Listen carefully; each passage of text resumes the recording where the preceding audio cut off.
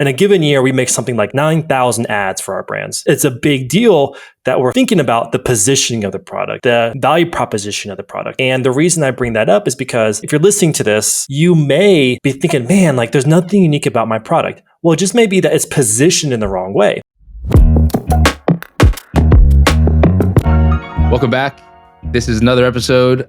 You are here again with Ray, the man himself, and me, as always. Welcome back to another episode. Ray, how we doing? I think today's going to be a good one.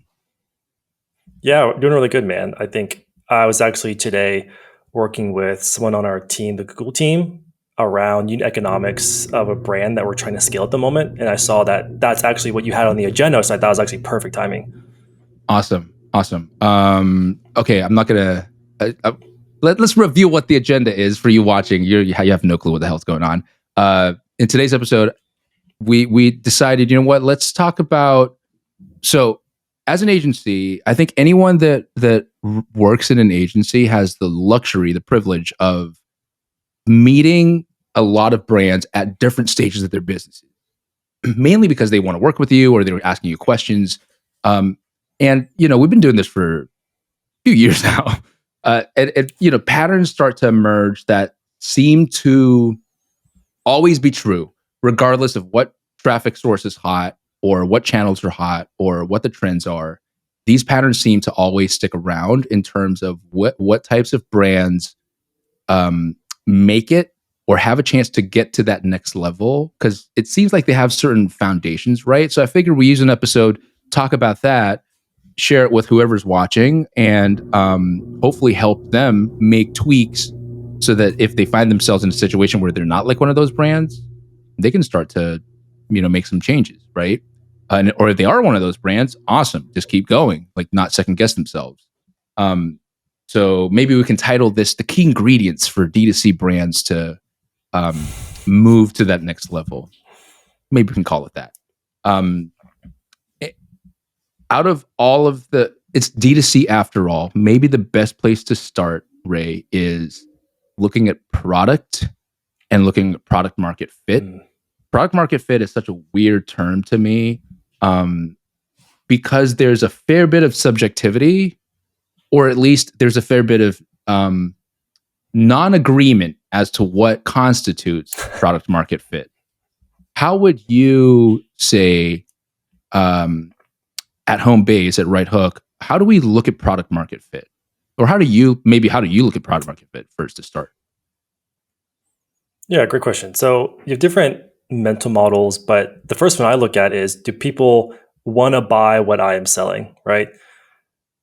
That's really what it is. And then also the second part to that is like, what's the total addressable market of people who are willing to buy what I'm selling? So market fit, we look at it in terms of what is the industry, but really what is kind of the sales volume you've been able to prove out, or what kind of the soft metrics you're able to prove out if there's actually a fit. For example, are people willing to put up their credit card to buy your product? If they have, then there is some kind of a fit, but at what volume are they willing to do that? That's a totally different scenario. So what we look for is is there some kind of proof that there is a scalability, because brands hire us to scale them, right? So we look at a certain number of orders that they're able to prove out. So either one, we worked in the exact same industry before. So like if I'm selling phone cases, it's $1 billion industry. There's a massive market for that. Versus if I'm trying to sell these little new water coolers that no one's ever heard of, well, then maybe that's a different scenario. So for us, it's about order volume and or addressable market. Yeah, right. That makes a ton of sense. If you're in tech, usually, if you're running like a freemium product, for example, they usually prove it out with like a certain number of downloads. Can you get 500 downloads a day, 1,000 downloads a day freemium to prove out the need, or at least the messaging fit, right? Because I think there's something to be said about product market fit, and then there's a secondary element, which is like messaging market fit. You know what I mean? Like where your angles and all that kind of make sense too.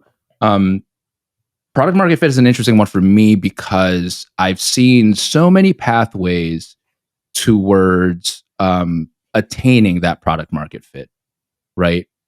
classical example, very popular. You'd have someone like the founder of Gymshark, who was I didn't know this until I looked into it a bit further, years after he launched it, where he's talking like, his own YouTube videos.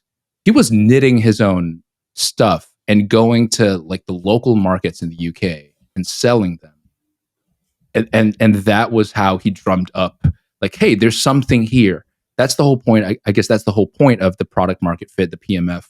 I don't know if you want to call it a metric, but product market fit in general is to go, wait, there's something here enough to keep going and going harder.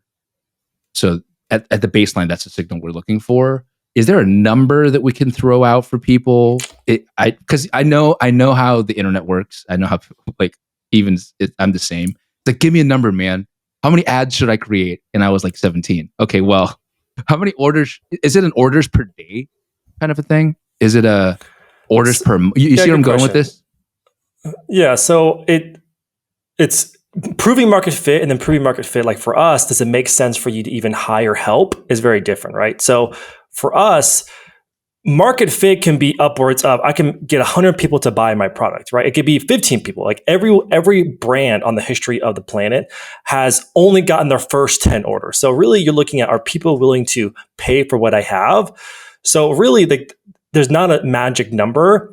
It's at what point does it make sense? Do I actually think I can scale this thing to whatever that revenue amount is that I'm trying to hit? So really market fit is, in my definition, people are willing to spend dollars for what I have. Now, how big is that addressable market is very different. So directionally, if you can get 100 people to buy your product, you probably have something there. Whether the unit economics makes sense to like, can it actually be a sustainable business is very different. But as a safeguard, again, I'm not saying this is the rule, but 100 people, if they're willing to buy 100 people willing to buy something, you have something. Right. Got you. Which kind of, that's probably a good segue into before we get into the unit economics part. There's this other piece as well, which marketers love to talk about. We talk about it with our clients as well. The unique value proposition piece. Does the product have to be absolutely unique, or is it the value like, can we disambiguate that a little bit? Because I don't know. I have met founders the value prop. It's really, how am I going to position this in the marketplace?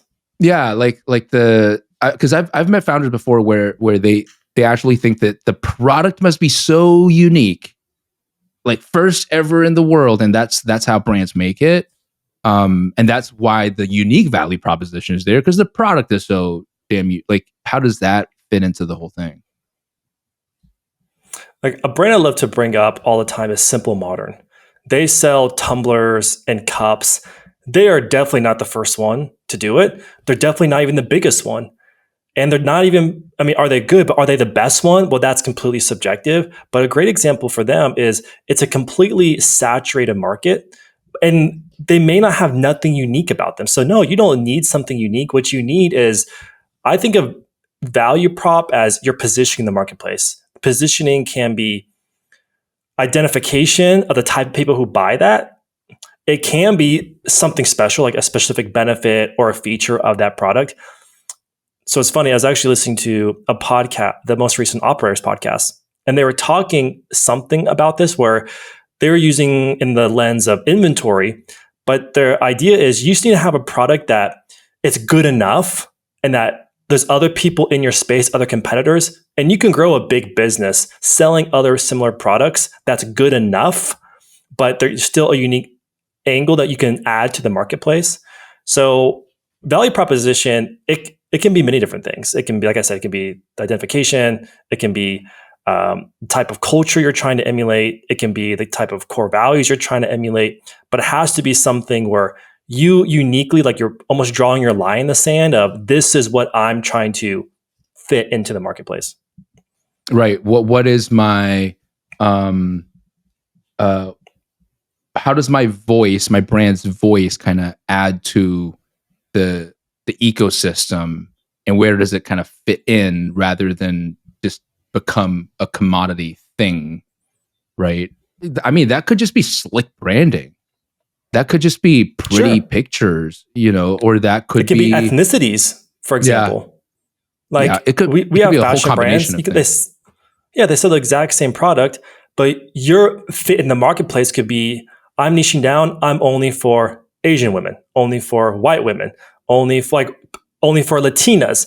Like there are even subcategories and within subcategories, and that can be a massive business by itself just by focusing on different ethnicities. It can be the same product, but I'm making a stance that I am for these types of people, for example. Yeah, for sure. It's like a it's like a talk about like niching down. Um, for anyone that doesn't have Asian friends, most Asian people, when we drink, we get Asian flush. If you go on Amazon, you can actually there are actually brands that are solely, almost exclusively, what they sell are Asian flush patches. So it's a little patch that you Wait, wear. what is Asian flush, by the way? I have no idea. What is that? See, because we haven't partied enough together. I have no idea what this is. So when I drink, I get just like literally, I look like a tomato. It's really? Wow. Yeah. So I look like a tomato. I get flushed. I get like patchy. It looks like hives. It looks like it's not the best look for our people, where we just start drinking and we just some of us it's a bit more consistent. It's a nice glow. For me, it's more like hivey patches that pop up that don't go away until like tomorrow, the next day. So these Asian flush patches, what they do is you put the patch on and you don't get the flush. You still get to party without people staring at you for the wrong reasons and being like, "What the hell is that weirdo on?" Yeah, man, it's a thing. It's a thing. What is in a patch that does that? Is it like a chemical? Is it some kind of biometric, like magnets, or what is it? I have no clue. It slowly starts turning you white or something. I don't know, man. It's like, but literally, it's something to do with our. I forget what it is. I think it's our livers or our kidneys. Someone in the comments is just going to be like, "You idiot! This is exactly what it is." I don't know what it is, but it's something within our livers or kidneys that doesn't process alcohol the same way. So it just causes all this type of blotchiness and like skin flushing. Yeah, man. I don't know if you remember, but probably in the 90s, there used to be a really big popular bracelet middle-aged men would wear. It was copper with like 2 nodes on it, and it had like magnets. And there's something about.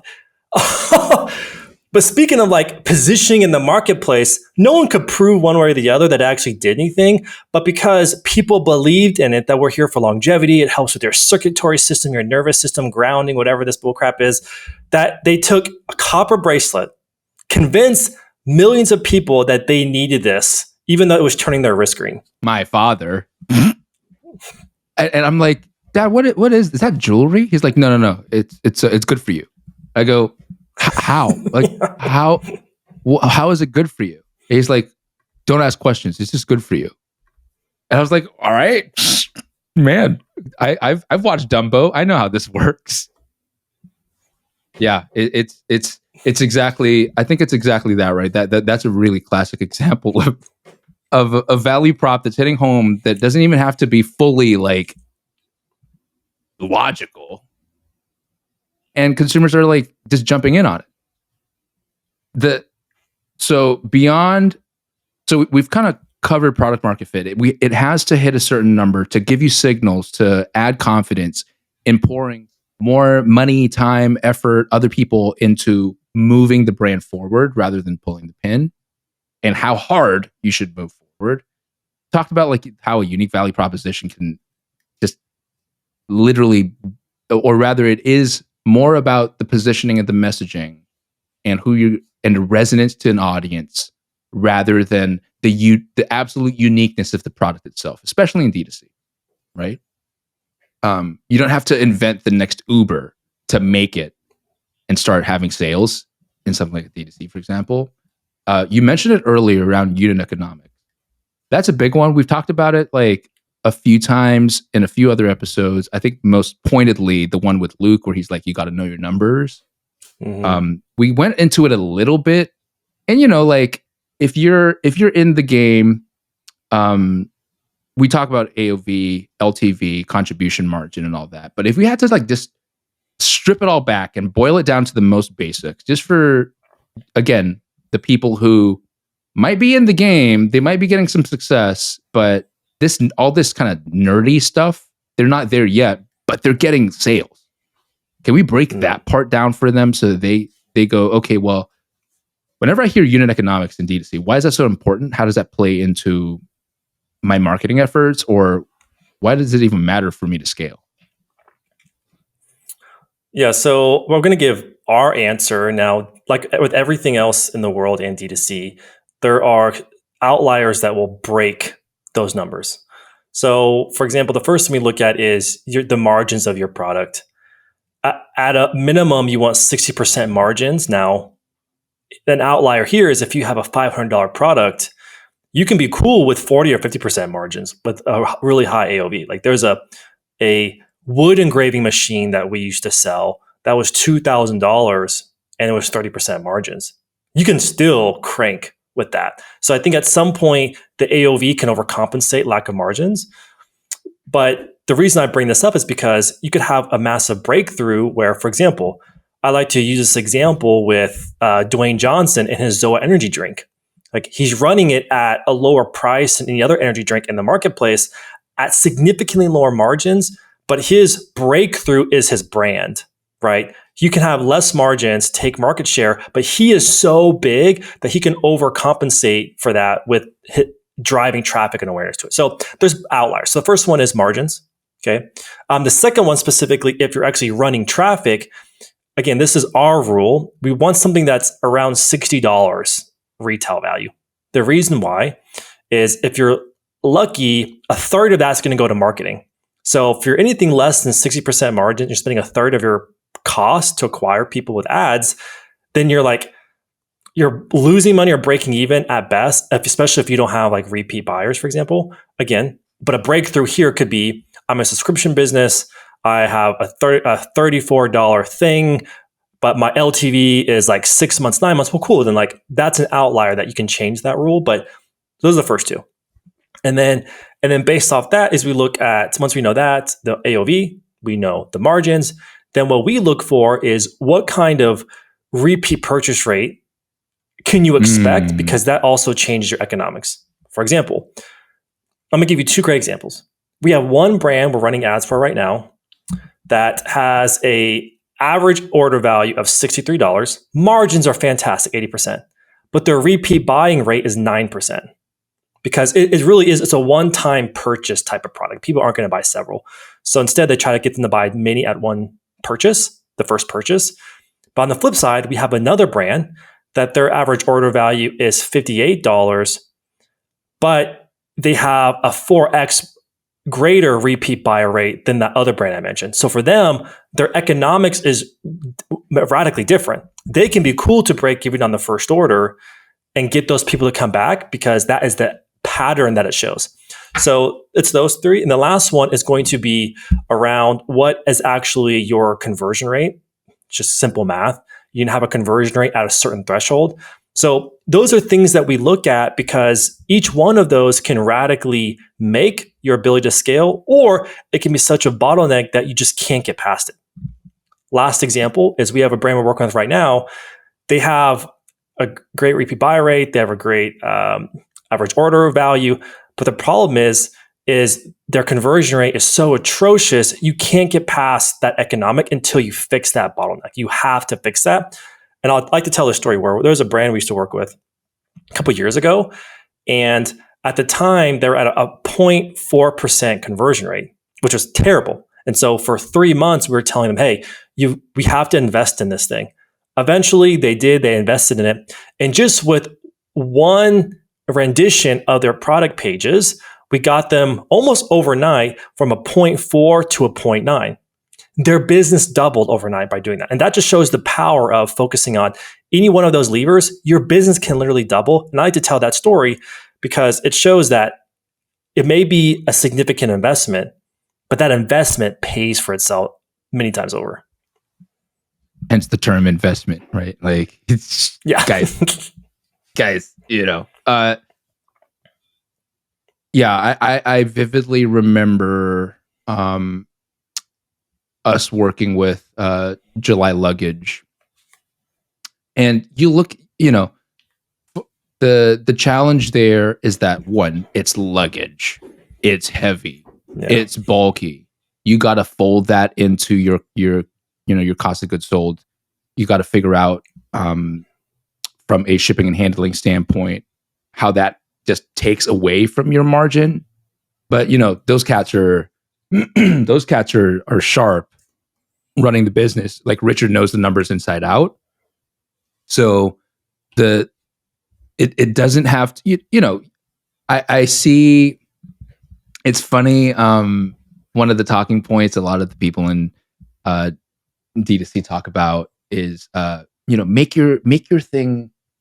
If you're gonna product selection, what niche should you start with? Those types of videos. It's always Oh like, yeah, yeah. right, like you want to pick a niche where something is light and it can fit into the letterbox so that you can just put it into a thing. It's like if you're picking your product just based off of product dimension, that might, I don't know how much fuel to it can add to your fire to really keep going. In that you might make some money, sure, don't get me wrong, but it absolutely is a consideration, right? Shipping and handling, product dimensions, how it goes out, volume of package, parcel, all that for sure. But to go, okay, well, let's rewind here. What is the product that I want to put out into the world that I think the world's going to resonate with, and I'm just excited about? The world's excited about, right? And what is this value prop? What is maybe it's a problem that I've been facing, or maybe it's something that I noticed at my local gym or at my, I don't know, my potluck every every week. It just doesn't exist. So I thought, you know what, I'm gonna make it tell that type of story, like Smell My Load, right? Oh yeah, it's Right. And I mean, talk about product dimensions for something like a Smell My Load. He hit it right there. And then you go into, okay, well, do the numbers shake out exactly to your point? If it's not, if you're selling something below, and let's use maybe like a nice easy $100, right? If your margins are 50%, that means that when you sell something, you've only got $50, right, to be able to use. Now, what is your cost to acquire a customer? It clearly has to be below $50 if you want any money in the bank. If you are funded, different story. You might be able to lose money on the front and go like YOLO, $80 to acquire. But for us, that cost to acquire a customer piece becomes the thing that we're playing with, and all the other stuff that has to happen prior to acquiring that customer to play around with that cost, whether that is the conversion rate on the website, whether that is lifetime value on the back end, whether that is that first touch and what the in-platform ROAS or the overall brand MER is. There are so many considerations here, and I know that I'm spitting out a lot of numbers, but I love the way that you broke it down and go like, we look at margin, and then we look at what was the next one that you put out? Yeah, so it was margin, then it was average order value. Yeah, right. LTV, repeat purchase rate, which kind of plays into LTV, right, as well. And being able to, and also of course product page conversion, or just site conversion rate in general.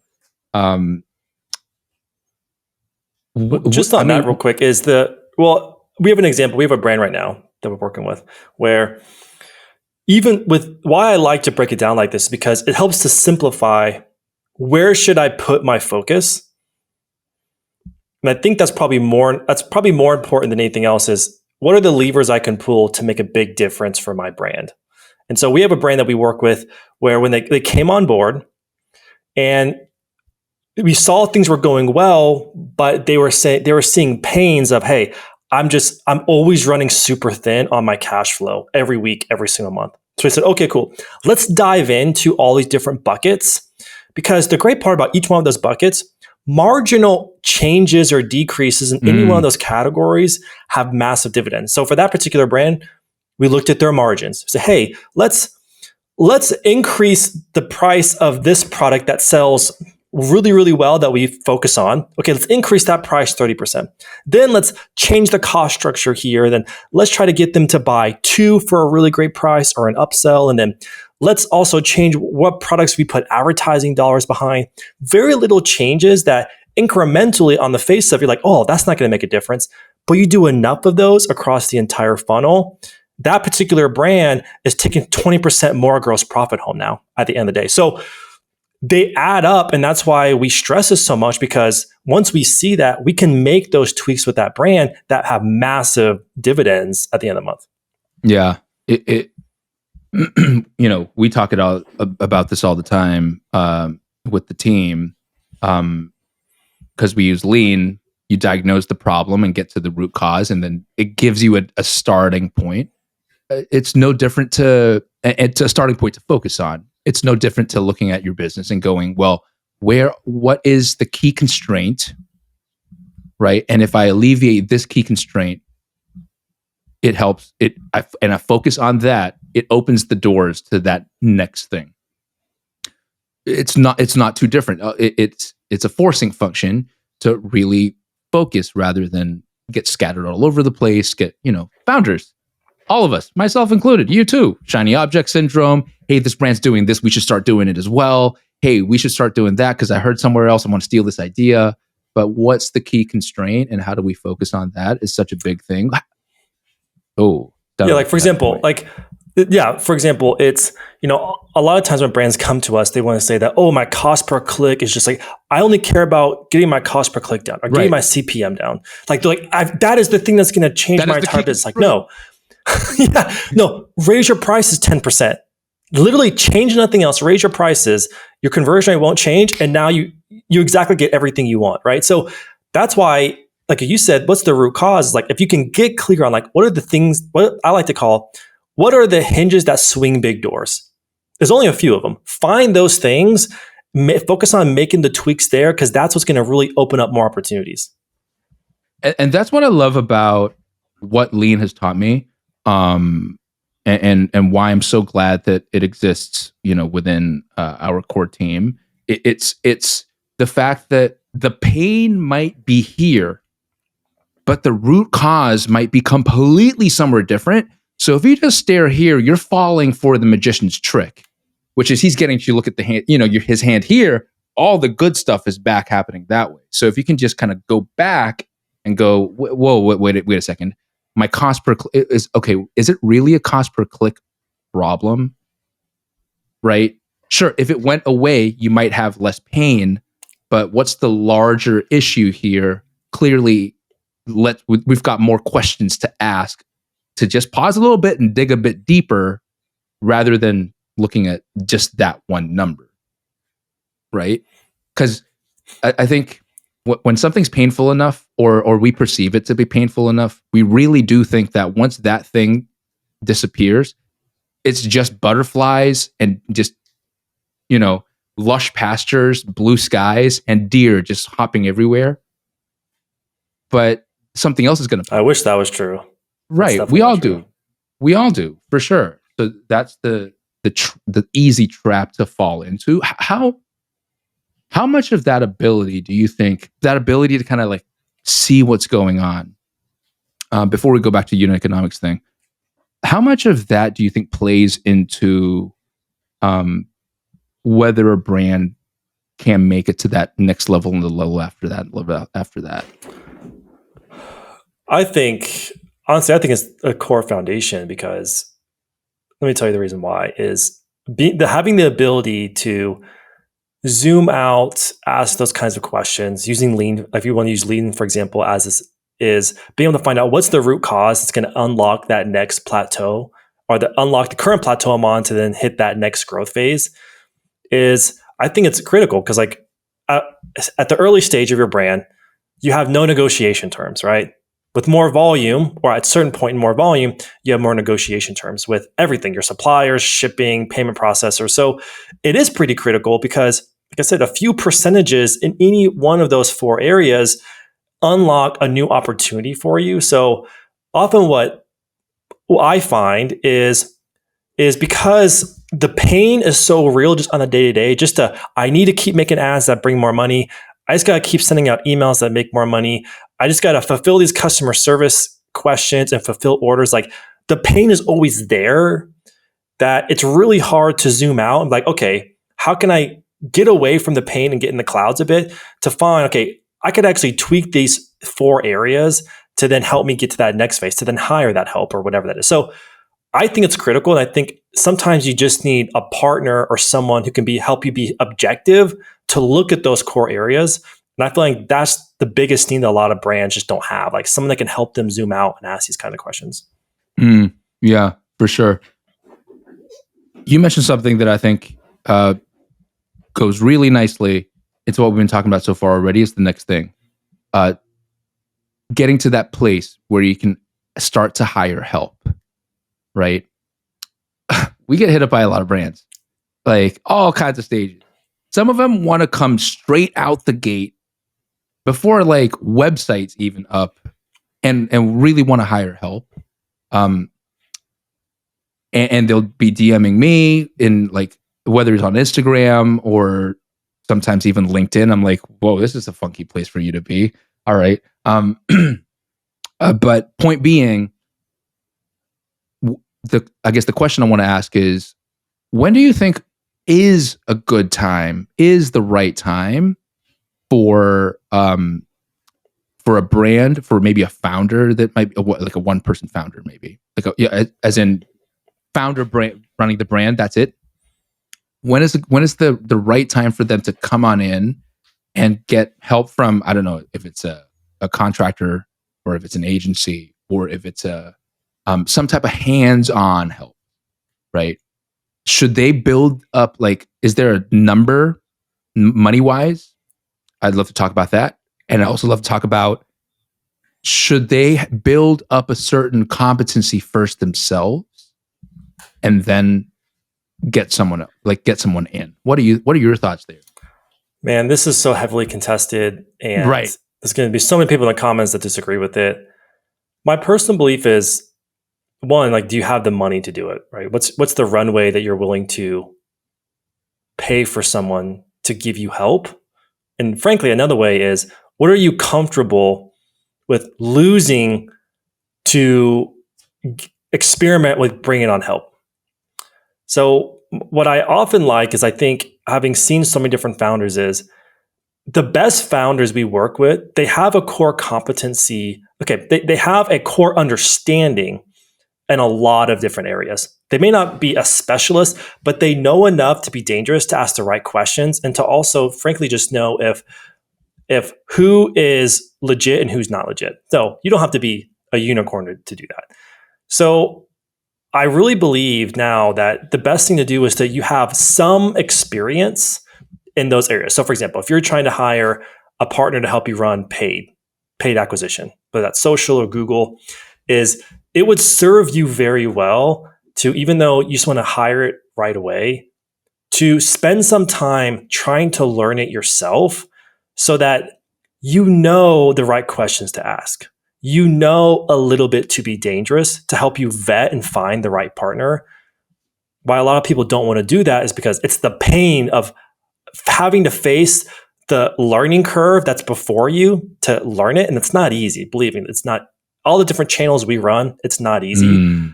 But then you know enough to where then you can like see across the field and know, okay, these people are saying the right things. These people, I think, are just trying to take advantage of me. And again, not everyone is, but that's what I would recommend. But then there reaches a certain point in time where, if you have the cash, cool. Yeah, you can pay to make mistakes. But I think at the early stage, if every dollar is so tight that you can't afford any mistakes, you kind of have to learn it yourself, so that then you're better prepared to hire somebody. Like, that's my belief that I recommend to brands at the moment. Yeah, I have a soft spot for first time founders who bootstrap. I can't help it. I just do. right? If you're a first time founder, and you bootstrap rather than going to try, and I mean, raising in D2C, that's a whole other can of worms. But anyway, the reason why I have a soft spot for first time founders who bootstrap and roll their sleeves up and do it is because they get to taste it for themselves and prove it out themselves, so that, and guess what, when you jump in to try to learn something, you start to hear names of people in communities or user handles in certain forums, and you're one, there's that, so you start to build a little bit of a know who's who, because you're watching their videos or you're seeing their comments back and it's starting to make sense. You might DM them, so you're building that familiarity up. But the other part being, you're burning your real time and your real cash. You are fronting up the dollars for the dummy tax. I call it the dummy tax because I had to pay a bunch of dummy tax when I started. So that you build up the battle scars for later, so that you get good enough so that you start to go, hey, I know how to ask the right, I know even how to interview the person to figure out whether, like you said, they're legit or not, right? But I've run the ads myself. I've kind of tested a few things, and I can ask people questions along the way. I might even pick up some pals who help me for free because they weren't trying, and they're just like invested in my journey, and I'm politely asking them like, hey, how should I do this? Or I'm stuck with this one thing.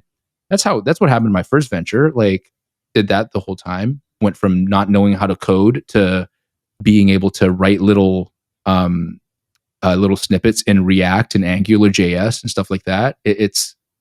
And then also learning about paid acquisition that way, because I had to acquire customers too back when I was running tech. But yeah, I have a real soft spot for, and the unit economics start to make sense too. Like CAC, boy, yeah. like it punches in the face when that CAC number just rises up, and you go, wait, today didn't make any sense whatsoever. Like, so I have a question for you. How long should you think a person should be having the skin in the game before they then do outsource that particular skill? So let's call it paid acquisition, for example. Like, they've learned it a little bit, they've been dabbling in it. When do you think is the right time for them to then outsource it if they choose? Right. There could be because it's life. There could be a million different scenarios. But if it were me, let's boil it down to this most simple basics that any layperson can understand, because I'm a fucking caveman. I own a burger food truck. Okay, I own a burger food truck. I scrapped. I borrowed money from friends and family. I really love burgers.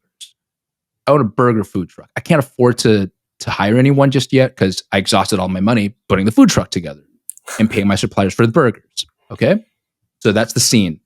Now I'm driving around and I'm stopping off at maybe a spot where there are a few other food trucks. I'm new. I don't know if I have product market fit, right? I don't have any money for marketing, and I don't have any help. So I get there a bit early, and I'm walking around the street and going, like, just using my voice to tell people about my joint. And maybe that brings on a few people.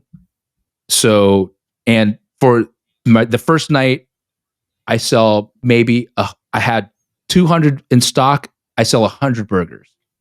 I'm like, damn, man, that's half. I've got half left. Not good. These are perishable goods. Clearly, I go, is it time to hire help? No, I wasn't busy enough. First and foremost, I didn't sell like my inventory. Number two, I need to think. I just walked around and told people, but some of those people that I spoke to, they showed up. Maybe I could double down there, and then I can get rid of my burgers, and then that gives me more money for the next day. So the next night I come over, I'm wising up a bit now. I take pieces of Post-it notes because I can't afford to pay a printer. I'm just gonna write my number, and for a good time, hit this burger like food truck up, these burgers, and I'm going around, and maybe I'm giving like free fries or something because I got to get rid of the fries. It's the second night now. So I'm following that pattern. Fast forward maybe a month where I've got a line out the front and I am lagging behind and people in there are getting pissed. But I look at my cash register and I'm going, yo, if I hire like I don't know, like a $15 an hour person and they come in and do this, I might just be able to capture that cash because they're leaving my line, right? All this story just to say, if I break it down that simply, it's I'm doing the cooking, I'm doing the marketing, I'm washing up, I'm cleaning the truck, I'm doing all that. But because I have to wear a lot of hats because I am cash poor at that point.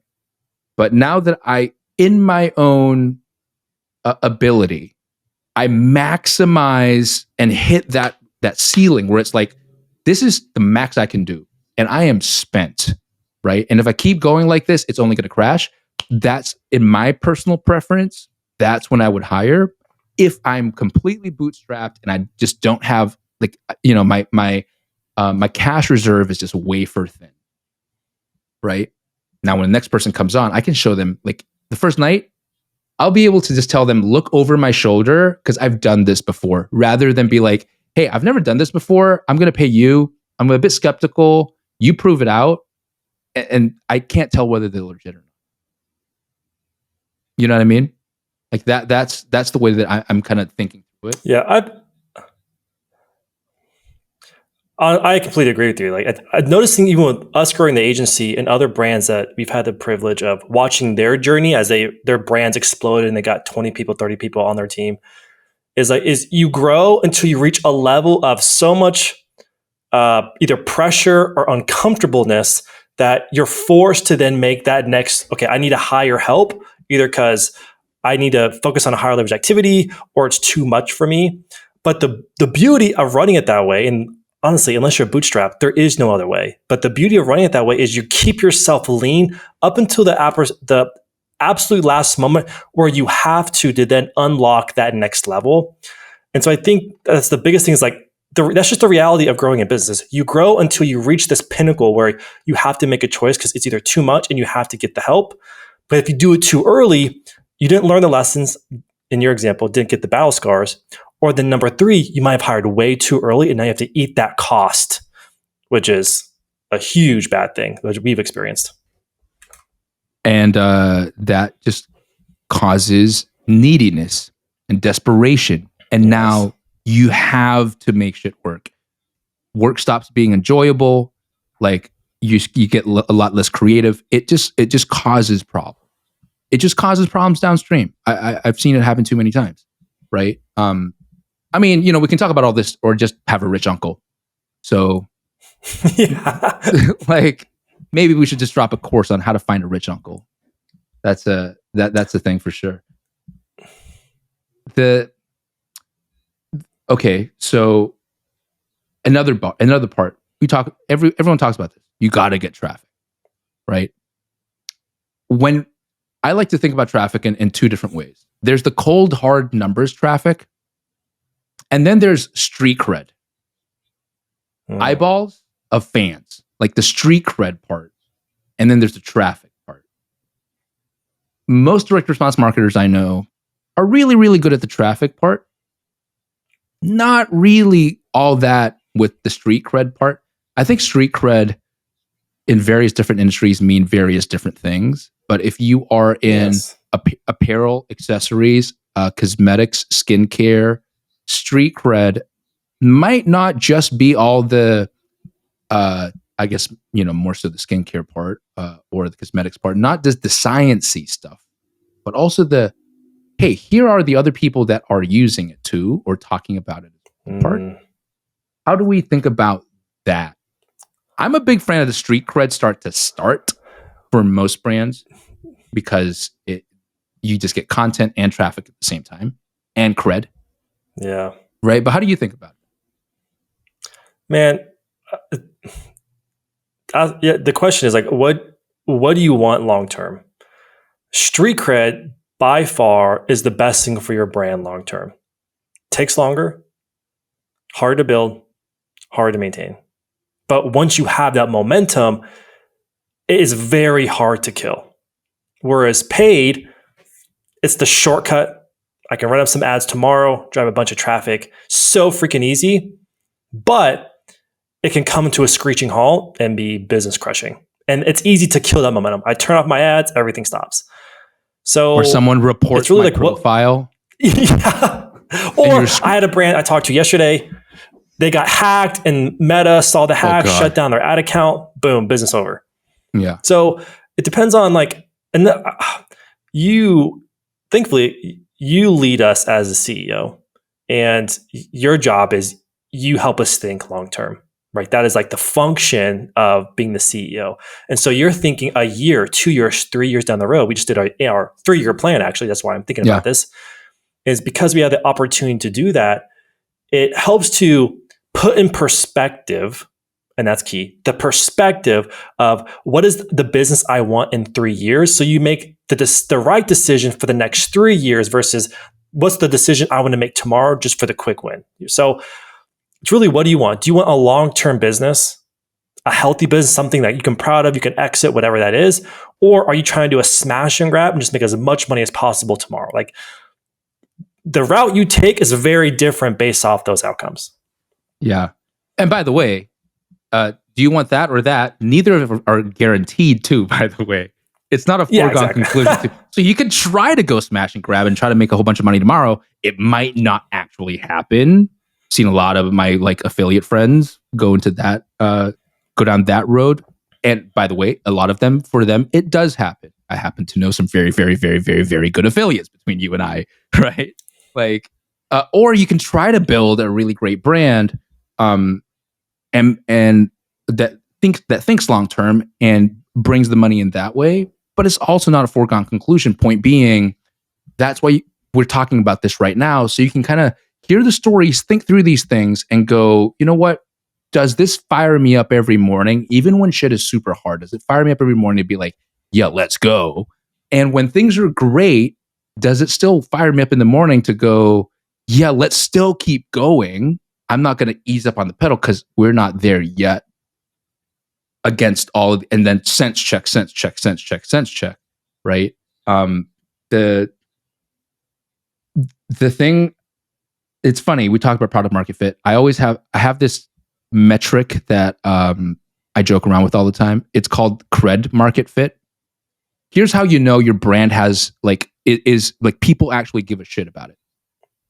If someone tried to like, is it worth an angry mob? Is there an angry mob out there that could be like giving enough of a shit to cancel your brand? If no one cares, that's when I know. Like, for example, I look at my Twitter, I look at my IG, and I go, I don't have enough haters. I'm not big enough that like people, you know, there's an angry mob that wants to cancel me because they're hearing every word that I say and I'm reaching a bunch of people. I'm nowhere close. I don't have to worry about that. Right? So the point being, I'm just going to keep going because I ain't there. Not enough haters. It's a fun little metric to play around with. What? It's funny you say that because for every mob that hates you, there's another mob that loves you.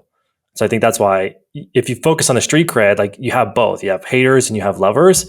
The lovers are the ones that pay for everything, and the haters actually help fuel more attention anyway. So it's kind of like a win-win.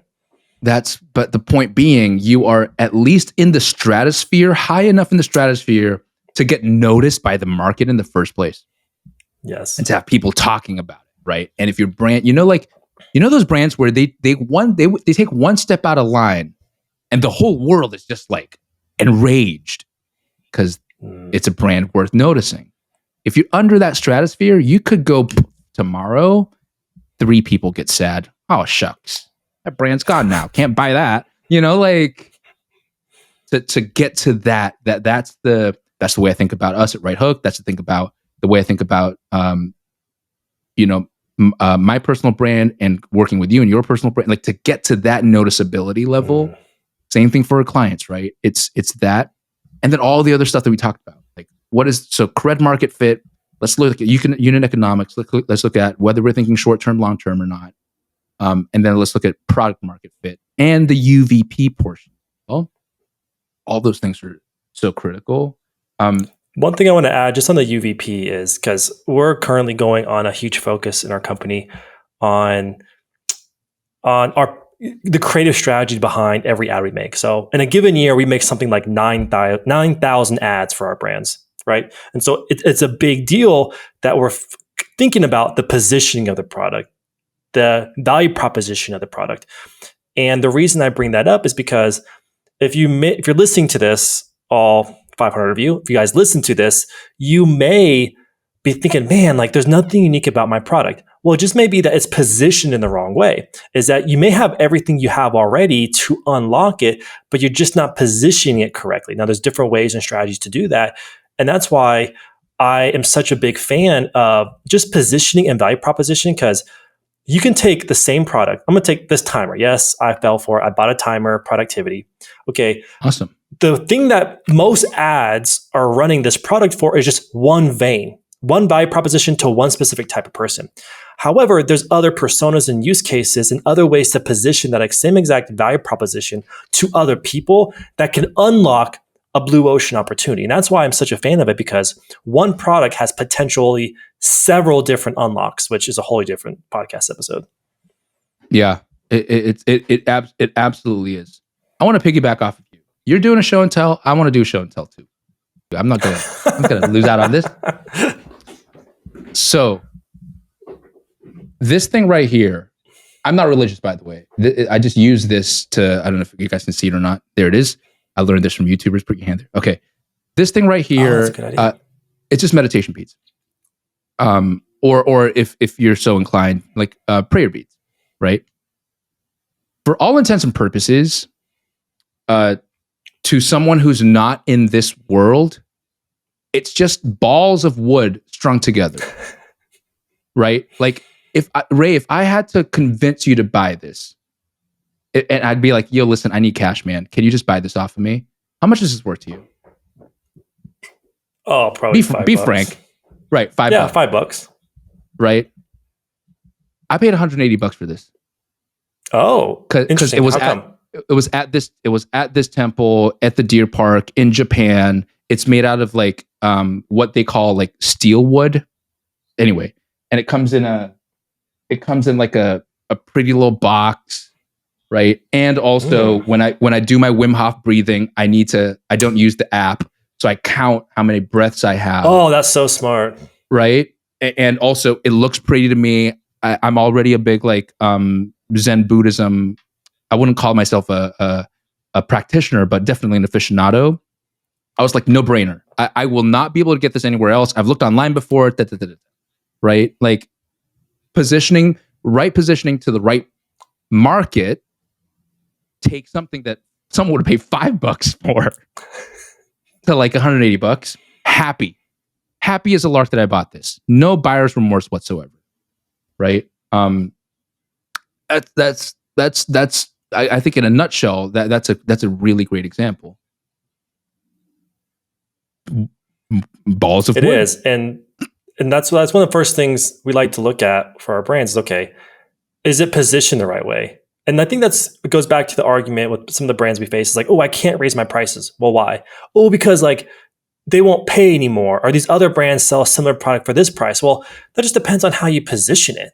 There is something to be said, just exactly in Dee's example, where for the right buyer, they think that is a great buy for the value it derives to that person. And it's all a matter of the same things that Dee just mentioned. So I think anytime if you feel stuck, first thing to look at is, how am I positioning the marketplace? And if I can't get myself out of that box, you need to hire some help to, how can you guys help me think differently, see how else I can position that product? And then, like we said in the beginning of the podcast, is then to actually look at those different breakthroughs that we mentioned, AOV, your product cost, conversion rate, because those can have unlocks for you as well. Totally. And we're about at the hour or slightly over. To your point, I highly recommend that anyone in this game plug to a broader community. I don't care if it's D2C Twitter. I don't care if it's a certain Facebook group around either a specialty that you want to explore deeper into, whether that is conversion rate optimization, whether that's influencer marketing, whether that's paid. in the D2C realm. It could be, I mean, it could just even be product design and something on the marketing side. Engage in that community. Most of them are free. Most of them will have something they want to sell you, but that's fine, right? Like, just take part of the free stuff, maybe dip your toe into the paid stuff, because the next thing is, and again, with lean, we know this, it's just great to have a coach. And a coach doesn't have to be someone who like sits there and like just talks at you. It could literally be a WhatsApp little DM and be like, hey, I'm thinking about this, or I'm going to try this. How should I do it? What do you think in your experience? Few messages back and forth. All right, cool, thanks. And then off you go, 15 minutes max. But just someone who's been there before, so that, again, you're paying the dummy tax in a different way. Now you're paying it for a coach instead of paying it via, I don't know, burning your daily budget, or burning a whole like bunch of hours and research and work and hiring people and figuring it out on your own. It feels great to figure out on your own for some of us. I used to be one of those people. But at the end of it, if you have nothing to show for it, it's pretty expensive. It's pretty taxing. Very.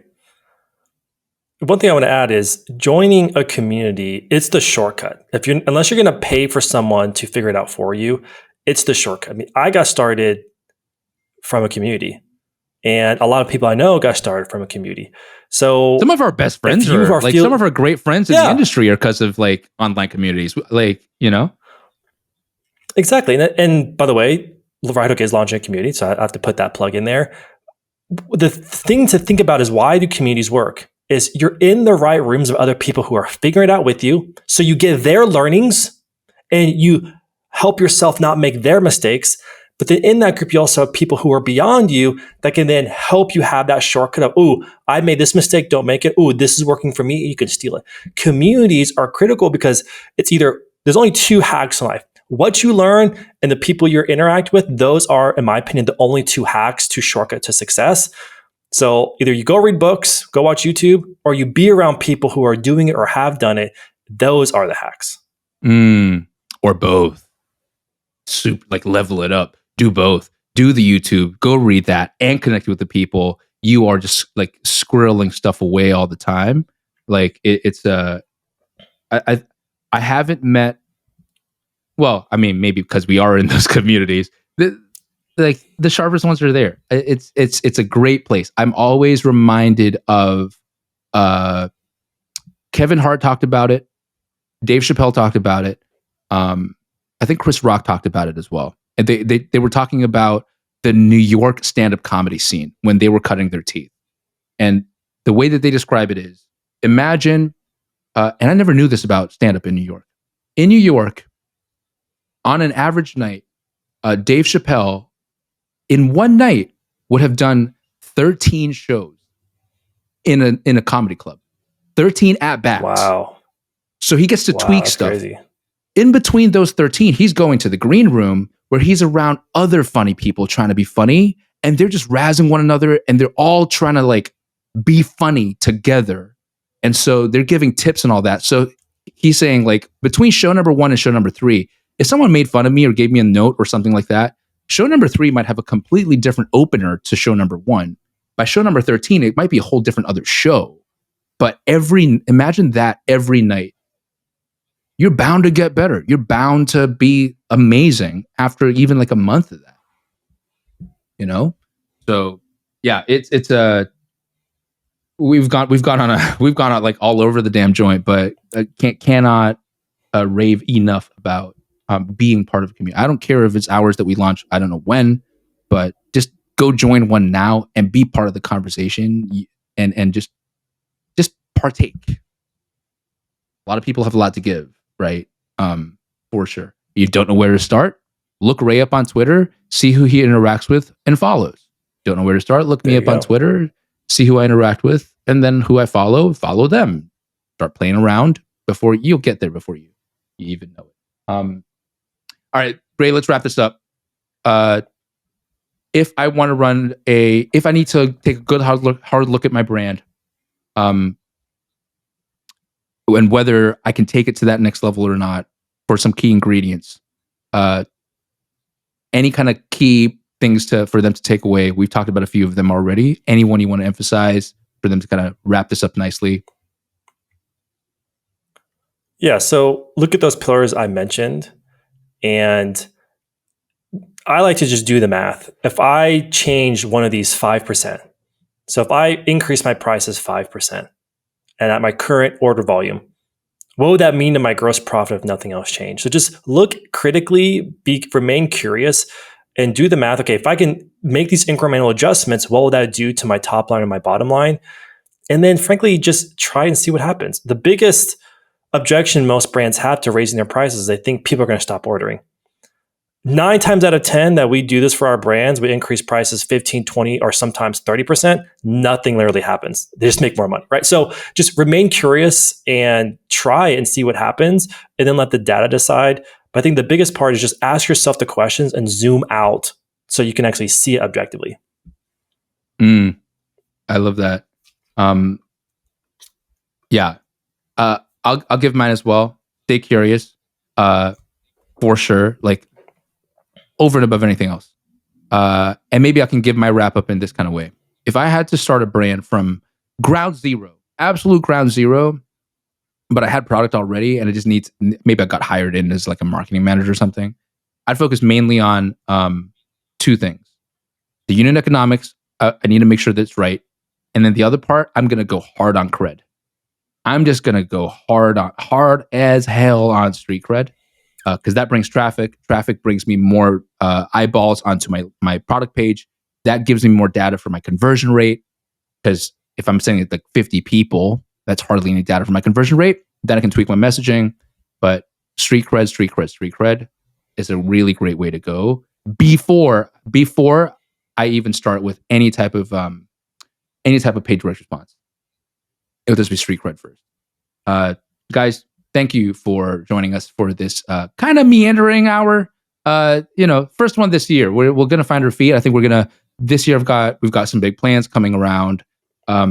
Just ways to improve the show. If you have anything you want to see, please let us know in the comments what we can do better. Because the point is to make the show awesome for you, and for you to take some real shit away. All right. Until the next time, Ray, thanks for joining, and for you, we'll see you later. Adios, everybody.